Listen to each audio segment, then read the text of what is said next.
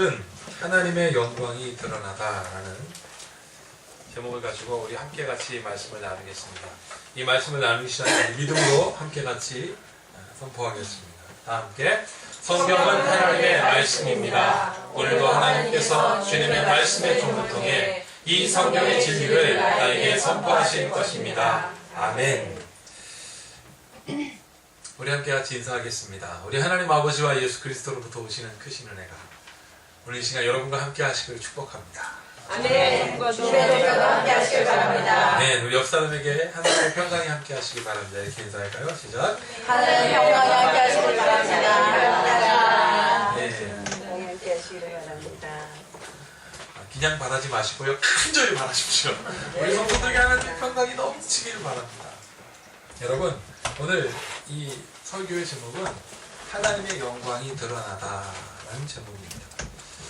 이 말씀을 다 정하면서 마음이 막 이렇게 흥분되더라고요. 왜냐하면 하나님의 영광이 드러나는 그곳에 어떠한 일이 우리에게 늘 있었는가 기억도 나고, 그리고 나는 하나님의 영광이 드러나는 곳에 있는가. 여러분, 왜 우리가 주일날 예배를 사모할까요?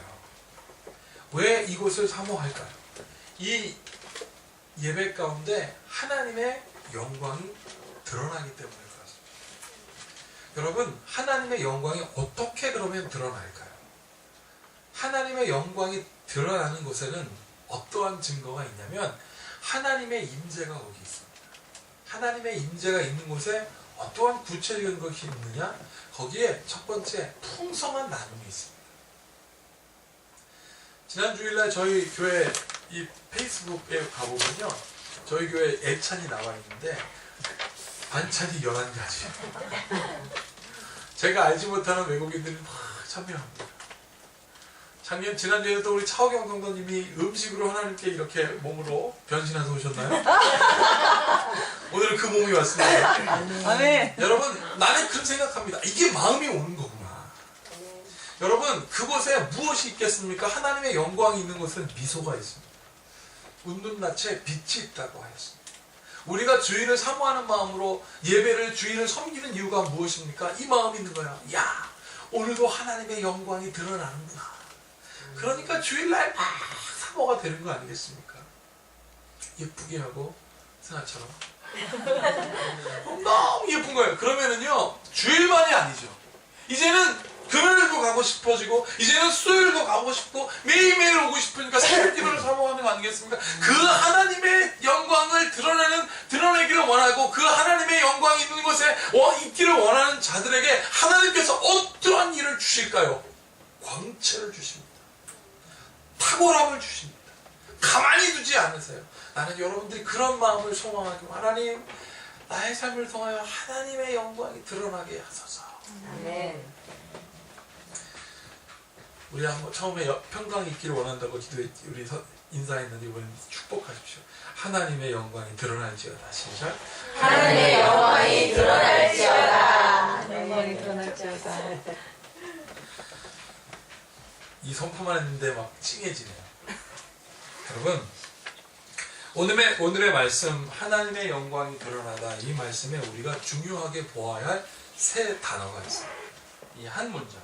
첫 번째는 하나님, 두 번째는 영광, 세 번째는 드러나다라는 단어입니다. 여러분, 그런데 하나님의 영광이 그러면 드러난다는데, 그럼 드러난다는 건 도대체 뭘까? 하나님의 영광이 드러난다는데 드러난다는 것은 뭘까? 그게 바로 지난 주일날 우리가 함께 말씀을 나눴던 것입니다. 하나님의 영광이 드러나는 것은 바로 무엇이냐면 믿음입니다. 그러면 뭘까요? 이렇게 설명할 수 있죠. 하나님의 영광은 믿는 자들을 통하여 믿음 있는 곳에 드러나더라. 여러분, 우리의 삶 속에 제가 그래서 기도하게 돼요. 우리 성도들을 생각하면서 이 말씀을 준비하다가 갑자기 말씀을 준비하다가 기도했습니다. 하나님, 우리 성도들의 삶 속에서 하나님이 드러나게 하시옵소서. 우리 성도들의 삶 속에서 하나님이 드러나게 하시옵소서.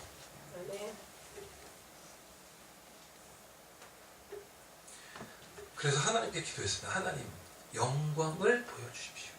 그래서 영광이라는 단어를 찾아봤더니 이 영광이라는 단어는 히브리어로 카도드라고 말하고 헬라어로는 독사라고 합니다. 영광. 카도드라고 했습니다. 그래서 영광이라는 단어를 찾아보니까 5가지 뜻이 있더라고요. 첫 번째는 무겁다. 이거 체중이 나간다는 많은 소리가 아닙니다. 무겁다.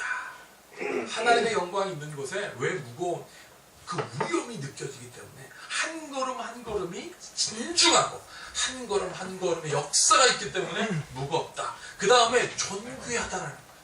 존귀하다는 건 뭐냐? 그 어떤 것과 비교할 수 없이 값어치 있다라는 뜻이잖아요. 존귀하다. 그러니까 그것을 어떻게 관리하겠습니까? 닦고 조이고 소중하게 여기는 것. 그게 빛나다는 것입니다. 그러면 여러분 어미하고 존귀하고 빛난 그것을 사람들은 뭐라 할까요? 탁월해집니다. 탁월한 삶을 사는 탁월. 어떤 것과 비교해서 절대 처지지 않는 탁월함이 있습니다. 그게 바로 무엇입니까? 영광입니다. 마지막에 무엇입니까? 광채가 확 나는 거예요. 이게 영광입니다. 사실 무겁고 존귀하고 빛나고 탁월하고 광채가 나는 것은 사실 우리가 할 수 있는 게 아니거든요. 영광의 영역은 하나님의 것입니다. 그래서 믿음으로 반응하는 그들에게 이 영역이 확 나오는 거예요. 여러분 거룩이라는 말은 카도시라고 하는데요. 이거랑 내용이 똑같습니다. 여러분 우리가 어떻게 거룩할 수 있어요?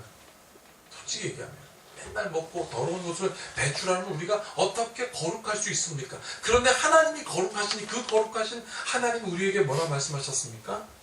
너희는 나의 형상이다. 그러니까 우리로 하여금 거룩이 막 나타나는 거예요. 여러분 제가 그래서 이 5가지에 따라 또 이렇게 기도가 나오더라고요. 하나님 우리의 성도와 그들의 삶 속에서 그들의 가족과 자녀와 그들의 일터에서 위험이 느껴지는 무게감이 있게 하소서. 빛나고 존귀하여 꼭 필요한 사람이 되게 하시며 탁월하시어서 광채가 나게 하소서. 진정 우리 성도들의 삶 속에서 광채가 나게 하시옵소서. 예수 그리스도의 이름으로 기도하옵나이다. 아멘. 이게 막 나오더라고요. 이것을 아니까. 왜 그러냐면 예수님이 그러셨기 때문에 그렇습니다. 예산에 광채가 있었어요. 변화산상에서 그 광채를 보고 제자들이 얼마나 놀랐습니까? 여러분 사실은 영광은 하나님의 영역이고 거룩도 하나님의 영역인데 하나님 우리로 뭐라고 하셨다고요? 너도 나의 하나님의 형상이다. 여러분 이 광채는 그래서 사람에게도 나타났습니다. 누구에게? 모세에게 있었습니다.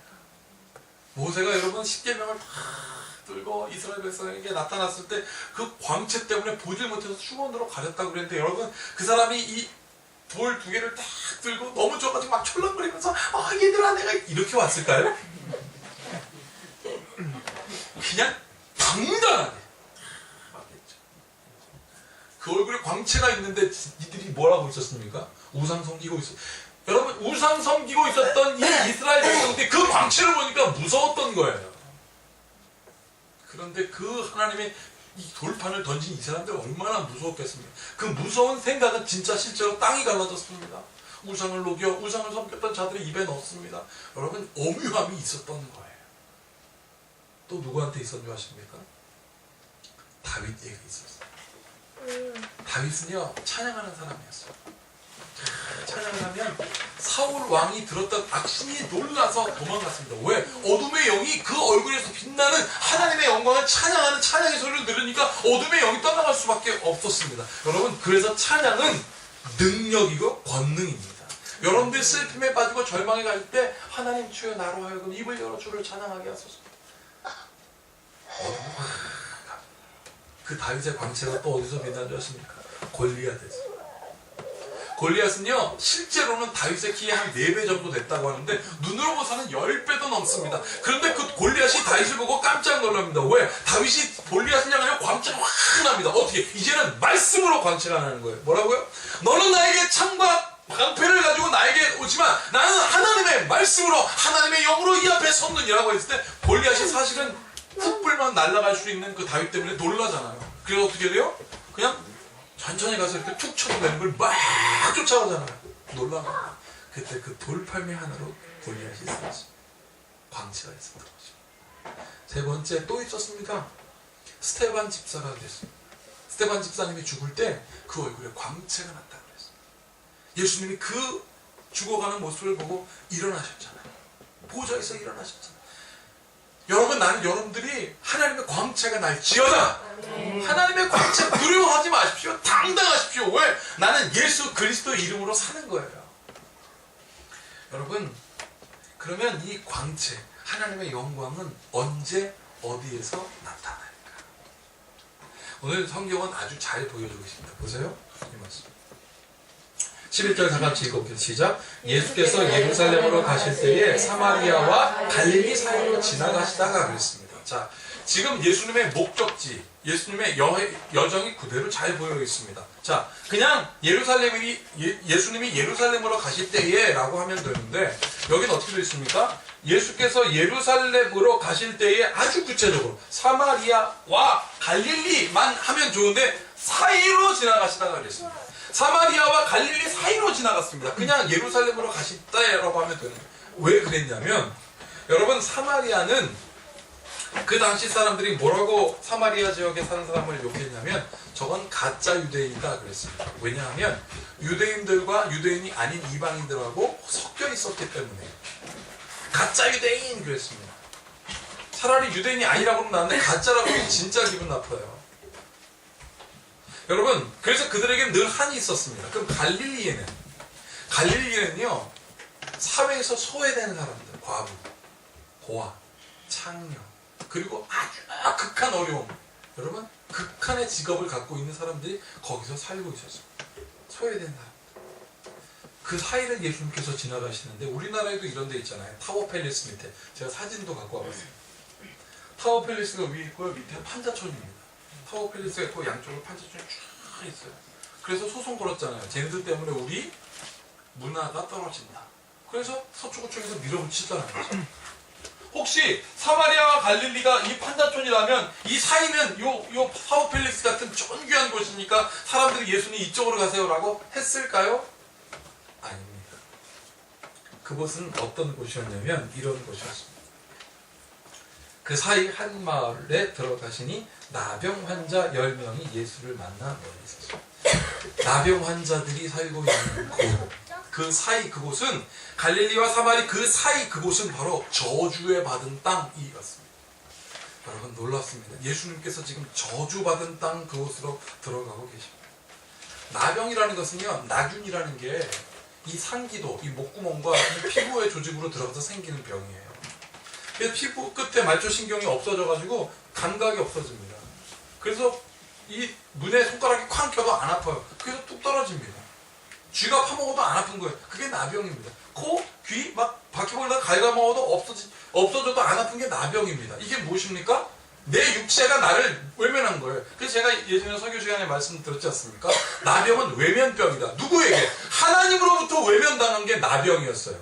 온몸이 문드러졌기 때문에 우리나라 사람들은 뭐라고 그랬습니까? 문둥병이라고 그랬습니다. 그것을 나균이라는 것을 발견한 한센이라는 사람의 이름을 빼서 지금은 한센병이라고 하는데, 여러분 옛날 우리 선조들이 뭐라고 했습니까? 옛날 선조도 아니죠. 7, 80년대도 그랬던 것 같아요. 나병 환자들이 손가락이 없어지니까 손가락이 날 방법을 찾았다. 그 찾은 방법이 뭐냐? 갓난아이. 걔네들은 손가락과 이런 게 막 퍼지니까 그걸 잡아먹으면 이걸 난다라고 이상한 소문을 내서 나병 환자들을 식인종 취급해가지고 그들이 마을에 오면 돌 쳐서 죽였잖아요.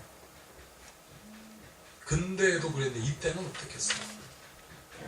저주받은 그들이 지금 살고 있는 땅으로 예수님께서 들어가십니다. 여러분, 그런데요, 이 13절에 보면 이렇게 나옵니다. 소리를 그들이, 자 12절 끝에 예수를 만나 멀리 서서 소리 높여 그랬습니다. 예수님을 멀리서 만났습니다. 근데 사실은 멀리서 만났다는 것은 이거는 논리가 안 맞아요. 멀리서 만난 게 만난 건가요? 두 가지 이유가 있겠죠. 사람들이 근처에 못 가게 하니까. 하나는 자기들이 불편하니까. 여러분, 멀리서 누군가 보면 만난 게 아니라 그냥 본 겁니다. 마치 친인 척해요. 저기 청와대 앞을 싹 지나가는데, 여기서 청와대 근처에 사시는 분들이 지나가는데 오바마 대통령이 멀리서 딱 있어요. 그럼 건네시네 목사님, 내가 오바마 대통령 내가 안다고. 진짜? 이건 만난 게 아니라 그냥 본 겁니다. 여기서도 보세요. 예수를 멀리 서서 근데 이들은 뭐라고 얘기했습니까? 만났다고 그랬습니다. 왜 멀리 서서 예수님을 보놓고 만났다고 할까요? 성경은 왜 그렇게 기록했을까? 우리가 알아야 됩니다. 이것은 무엇입니까? 간절합니다. 만났습니다. 멀리 서 있지만 그래도 나는 예수님을 만나. 내가 그냥 주장해버리는 거예요. 나는 예수님을 만났다. 그 증거가 바로 13절. 소리를 높여 이르되 예수 선생이며 우리를 불쌍히 여기소서. 소리를 높여 이르되 예수 선생이며 우리를 불쌍히 여기소서. 간절함으로 예수님을 만나요. 뭐 열었습니까? 귀를 활짝 열은 거. 믿음을 열은 거예요. 여러분 그때 보세요.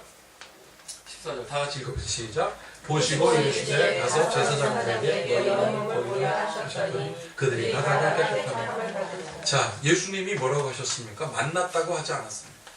누구와? 자기들이 만난 거예요. 예수님은 봤습니다. 예수님은 또 말씀하십니다. 보시고. 나는 만난 게 아니고 그냥 봤습니다. 그런데 그분이 이르시되 제사장들에게 너희 몸을 보이라. 이 뜻은 바로 무엇이냐면 문둥병이 나오면 이 사람들의 관습에는 제사장이 가서 그 나은 모습을 보여줘야 했습니다. 왜냐하면 이것은 영적인 병이기 때문에 영적인 사람에게 가야 되는 거예요. 하나님이 외면했기 때문에 하나님의 말씀과 하나님께 죄를 고백하여 사함을 받을 통로가 되는 제사장이 낫다 그래야 나는 것입니다. 그래서 예수님께서 선포했습니다. 제사장들에게 가서 너희에게 이 몸을 보이라. 이 말은 무엇이냐면 곧 무엇입니까? 나았다 이겁니다. 멀리서 보시기에 불쌍히 여기소서. 그래 너희들의 뭐 병이 나았으니 제사장이 뭐 이렇게 말씀하신 것도 아니에요. 제사장들에게 너희의 몸을 보이라 하시더니. 그건 뭐냐면 치유의 선포입니다. 나는 여러분들이 이 음성을 듣는 여러분들을 축복합니다. 아멘. 이거 들어야 돼요. 이거 들어야 돼요. 그런데요 재미있는 구절이 나옵니다. 하셨더니 그들이 가다가 깨끗함을 받았다 그랬습니다.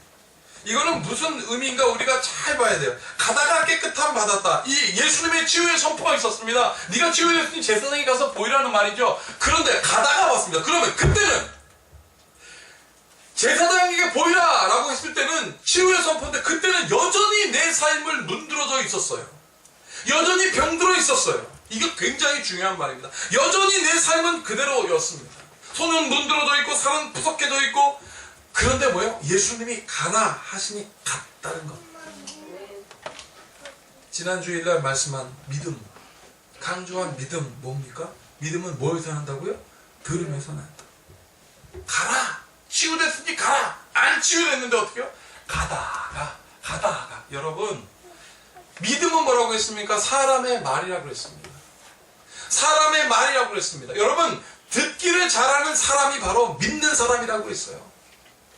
사랑하는 여러분, 그 듣고 들은 대로 무익한 종처럼 주님이 가라 하니까 가다가 보았습니다. 감격이 어떻겠습니까? 처음엔 그대로. 여러분 가시겠어요? 안 가죠. 그런데 가다가 보니 이게 나은 거예요. 얼마나 기뻤겠습니까? 가다가 보니 나았어요. 하라 한 대로 믿음이 증폭되지 않겠습니까? 그리고 제사장에 갔더니 진짜 나은 거예요. 그리고 하루를 지내겠습니다. 움막에서 하루를 보내고 또 나니까 정말 나았으니 가라. 여러분 이 사람들이 얼마나 기뻤겠습니까? 그리고 여러분 막 기뻐서 소리쳤겠지요. 여러분 한번 생각해 보십시오. 여러분들의 삶을 돌이켜 보십시오. 어떤 연예인이 그렇게 얘기하지 않습니까? 가는 거야 그러잖아요. 정말 가는 겁니다. 들은 대로 믿음대로 가는 거예요. 우리가 세상에 어딜 가면 답을 찾을 수 있겠습니까? 얼마나 더 만져보고 얼마나 더 하나님이 있다는 증거를 알아야 우리가 믿음이 있다 하겠습니까? 여러분 세상 사람들 점쟁이 찾아가서 어떻게 쌀 뿌려놓고 쌀이 많이 모인 쪽에 귀한 분이 오신다고. 여러분 타로점 치면서 여러분 카드 펴놓고 내 인생은 어떨까 고민합니다. 여러분 서술이 시퍼런 작두에서 맨발로 막 춤을 추는 그 문항을 보면서 불안불안하면서 저 인간이 나와서 말하는 거 한마디 내 인생을 송두리째 다 맞히는 것 같아요. 여러분 그러면 믿음이 생길까요? 이거 믿음 아닙니다. 이거는 뭐예요? 불안불안해. 손을 어떻게 할지 모르겠어요. 이렇게 했다가 저렇게 했다가 일어났다 앉았다가. 이거는 여러분 믿음이 아니에요. 사랑하는 여러분, 나는 여러분들이 하나님으로 인하여 당당하기를 축복합니다. 아멘. 당당할지어다. 아멘. 그래서 오늘 하박국 선지자가 노래했어요. 무화과 나무 잎이 마르고 포도 열매가 없으며 감람 나무 열매가 그치고 논밭엔 식물이 없어도 우리의 양떼가 없으며 외양간 송아지가 없어도 난 여호와로 즐거워하리. 난 여호와로 즐거워하리. 난 구원의 하나님을 인하여 기뻐하리로다. 아멘. 아무것도 변한 게 없어요. 우리의 삶에 지금도 여전히 어렵고 여론이 힘들어도 불안해하지 마시고 처음 받은 은혜 그대로 가는 거예요. 영광을 입은 자들처럼 당당하게 탁월하게 빛나며 여러분 광채를 입은 사람처럼. 어제 제가 퇴근하고 집에 갔더니 저희 어머니께서 일주일 만에 저를 봤어요.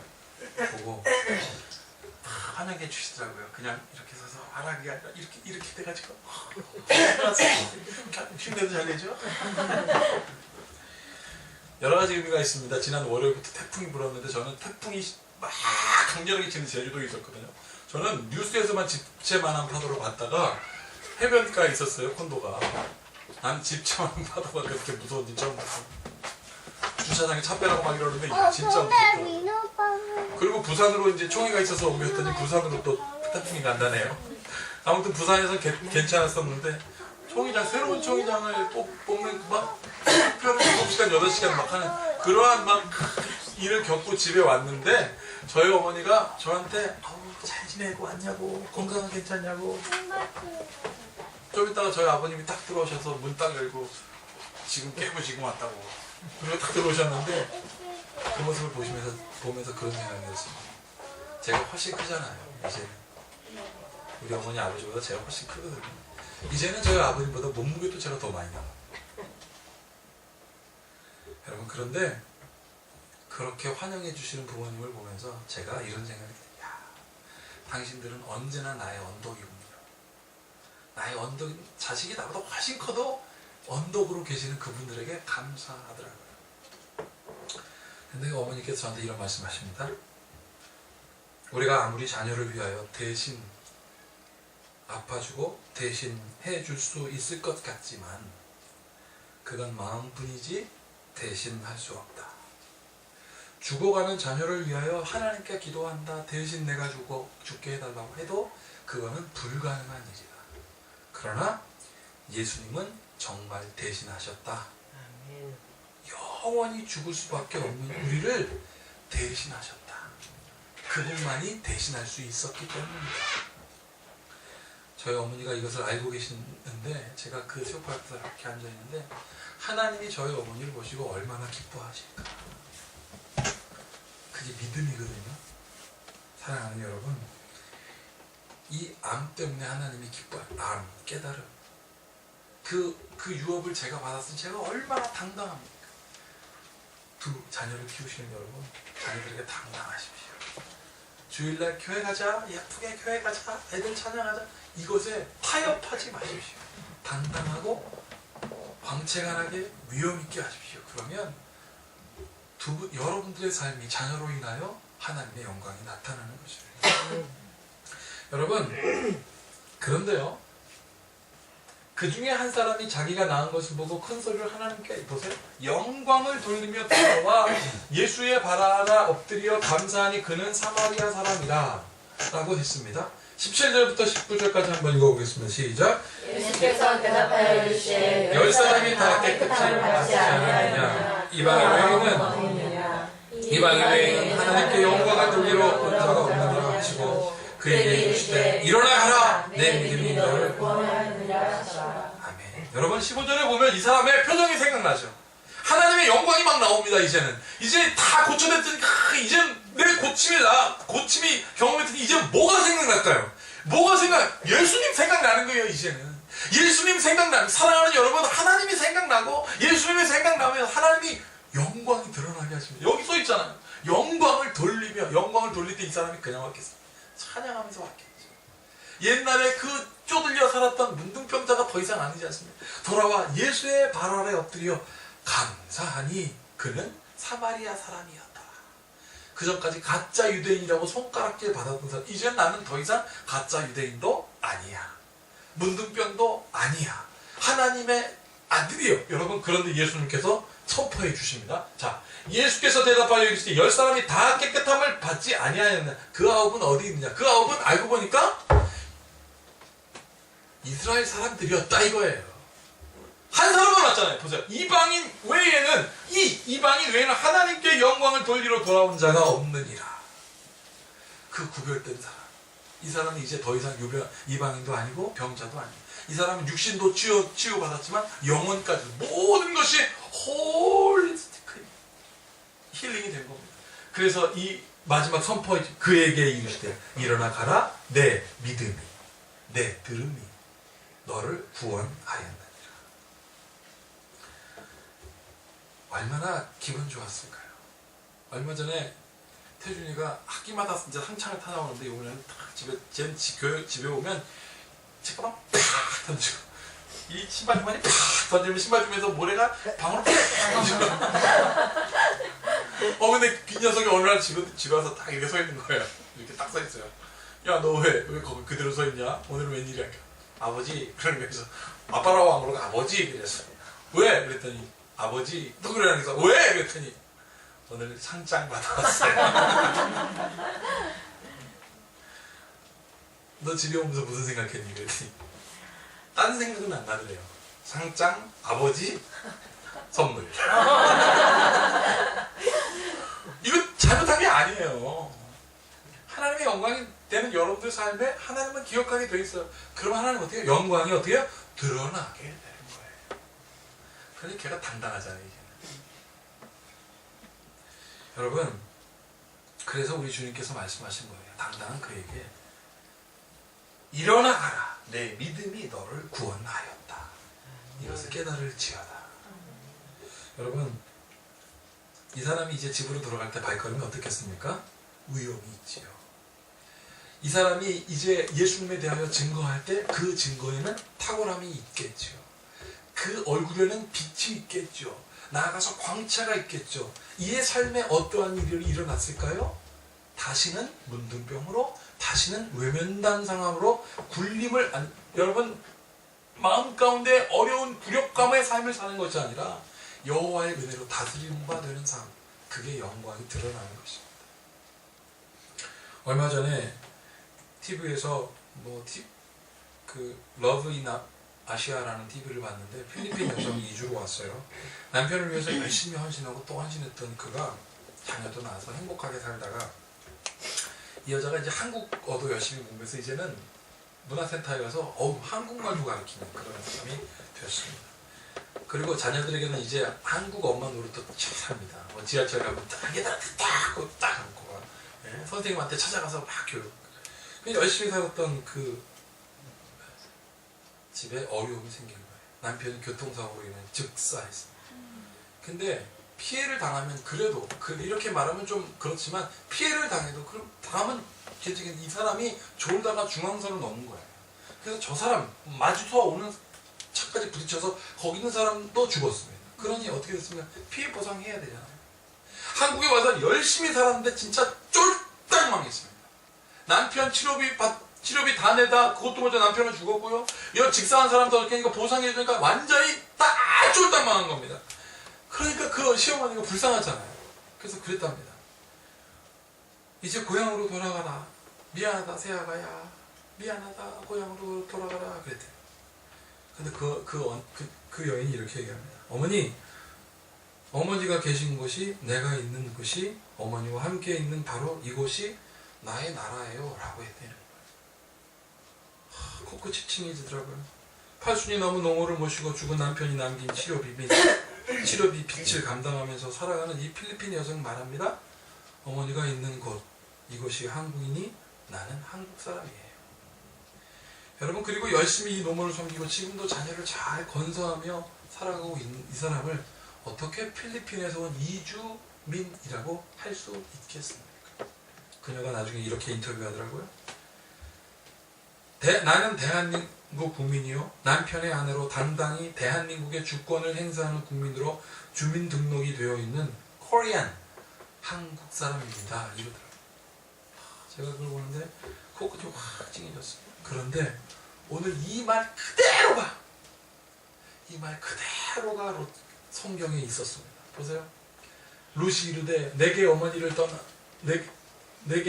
떠나며 어머니를 따르지 말고 돌아가라 강권하지 마옵소서. 어머니께서 가시는 곳에 나도 가고 어머니께서 머무시는 곳에서 나도 머물겠나이다. 어머니의 백성이 나의 백성이 되고 어머니의 하나님이 나의 하나님이 되시리니 어머니께서 죽으시는 곳에서 나도 죽어 거기 묻힐 것이다. 만일 내가 죽는 일 외에 어머니를 떠나면 여호와께서 내게 벌을 내리시고 더 내리시길 원하나이다 하는지라. 18절 다 함께 읽어볼까요? 시작. 어머니가 롯이 자기와 함께 가기로 굳게 결심함을 보고 그에게 말하기를 그쳤다. 그리고 그 자부 룻과 함께 같이 베들레헴으로 돌아가서 모든 것이 다 회복된다. 여호와로 인하여 내가 살겠습니다라고 고백한 이 롯의 믿음의 고백을 통하여 모든 것이 다 회복됐습니다. 영광이 드러났습니다. 사랑하는 여러분, 지금 여러분도 혹시 당장 앞길이 아무것도 보이지 않습니까? 누구도 앞날에 일어날 일에 대하여 보증하지 않기 때문에 어렵습니까? 하지만 어머니의 하나님이 나의 하나님이 된다는 이 고백이 곧 믿음이었던 것처럼 나는 여러분들에게 이 믿음의 고백이 여러분들의 자녀에게 상속되기를 축복합니다. 아멘. 여러분, 내가 하나님을 처음 만났는데 그 처음 만났던 그 모양을 가지고 지금 현실이 어땠든 예수님을 가라 하면 가십시오. 불안해하지 마십시오. 여러분, 십자가는 비참하였지만 그 비참한 인간이 할 수 있는 것 아니었지 않습니까? 예수님이 대신 지셨습니다. 그리고 그 십자가를 바라보는 자들에게 구원을 주셨습니다. 여러분, 불안해하지 마십시오. 지금 아무것도 변화된 것 없는 것 같지만 그럼에도 불구하고 가는 겁니다. 들은 대로 가는 겁니다. 믿음에 따라 가는 겁니다. 그때 하나님의 영광은 여러분들로 인하여 드러나는 것입니다. 아멘. 왜? 예수님께서 누가복음 14장을 통하여 이렇게 말씀하셨기 때문입니다. 다 함께 시작. 너희는 마음에 근심하지 말라. 하나님을 믿으니 또 나를 믿으라. 하나님의 영광이 드러나는 것, 하나님을 믿는 것, 또 나를 믿으라. 근심하지 마십시오. 이 모든 지각에 뛰어나신 주님의 평강이 여러분의 마음과 생각을 지킬지어다. 아멘. 기도하겠습니다. 너희는 마음에 근심하지 말라. 무거운 하나님 마음으로 짓눌린 것 같고 우리에게 말씀하십니다. 근심하지 말라. 하나님을 믿으니 또 나를 믿으라. 문둥병은 그대로 있는데 주님 가라 하셨습니다. 그리고 갔습니다. 주님, 이 들은 대로 행한 그들의 하나님 치유가 있었던 것처럼, 영혼의 치유, 마음의 치유, 육신의 치유를 경험하였던 이 사마리아 여인처럼, 오 하나님, 우리 성도들 하나님을 믿음으로 말미암아 하나님의 영광이 드러나는 삶을 살게 하여 주시옵소서. 오 하나님, 이것은 성공만이 아니라 하나님 이 고난을 통과해야 하는 믿음이오니 주여, 우리로 하여금 주님이 대신 지는 그 복음의 하나님 값진 은혜를 잊지 않고 살아가는 우리 성도들 되게 하여 주심을 믿고 우리 예수 그리스도의 이름으로 축복하며 기도하옵나이다. 아멘.